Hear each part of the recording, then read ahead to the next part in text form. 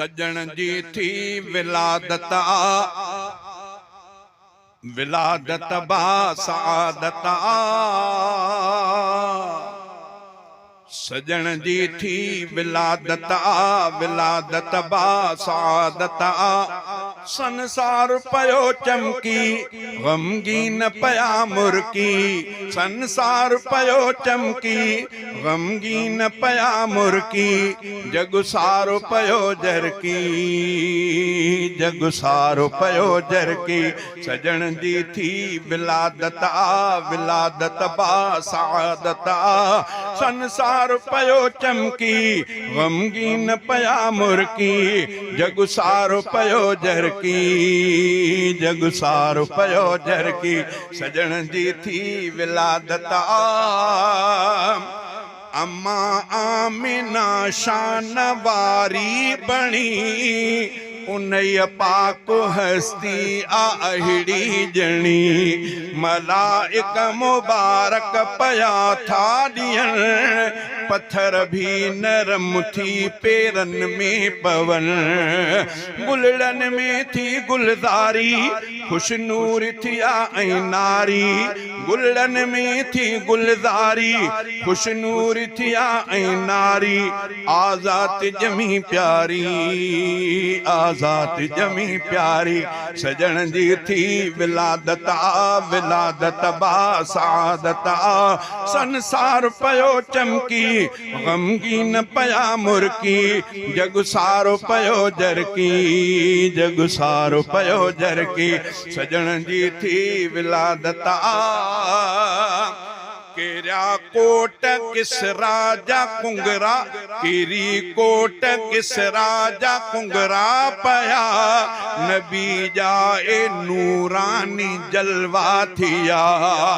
केरी कोट किस राजा कुंगरा पया नबी जाए नूरानी जलवा थिया डिठियूं शाम जूं मां माड़ियूं हुयूं पढ़न शेर आमद जाहूरा परियूं महबूब मिठो जायो रहमत सुखणी आयो महबूब मिठो जायो रहमत सुखणी आयो सबना तू मिठियूं गायो सबना तू मिठियूं गायो सजण जी थी विलादत विलादत बा सादत संसार पयो चमकी गमगीन पया मुरकी जग सारो पयो जरकी जग सारो पयो जरकी सजण जी थी विलादत थियो स्वारी थियो जै सुवारीअ ते दिलबर सुवार खुशीअ मां हली पई सफ़ा तेज़ त्यार पुछनि पियूं हली मां खुदायूं बियूं तिखी तेज़ ॾाची था तुंहिंजी ॾिसूं ॾाची आहे उहा साॻी पर क़िस्मत आहे जागी ॾाची आहे उहा साॻी पर क़िस्मत आहे जागी अल्लाह थियो राज़ी अल्लाह थियो राज़ी सजण जी थी विलादत विलादत बा सादत संसार पयो चमकी गमगीन पया मुरकी जग सारो पयो जरकी जग सारो पयो जरकी सजण जी थी विलादत हलीमा जे घर जी बिजानी पुगो अम्मा जो पो आबाद घरड़ो थियो ऐं बकरियूं अम्मा जूं जे डुबरियूं हुयूं पिरीअ जे पुॼण सां मतारियूं थियूं थियो डुकर ख़त्म सारो बरकत जो खुलियो चारो पयो बहकी हर बारो पयो बहकी हर बारो सजण जी थी विलादत विलादत बा सादत संसार पयो चमकी गमगीन पया मुरकी जग सारो पयो जरकी जग सारो पयो जरकी सजण जी थी विलादत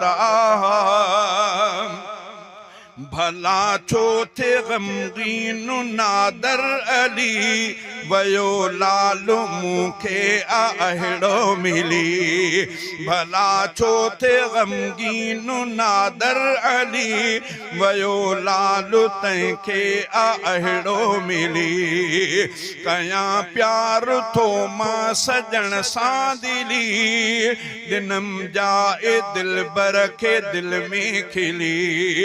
जेको न विसारींदो कौसर बि पियारींदो जेको न विसारींदो कौसर बि पियारींदो उल्फत सां निहारींदो उल्फत सां निहारींदो सजण जी थी विलादत विलादत बा सादत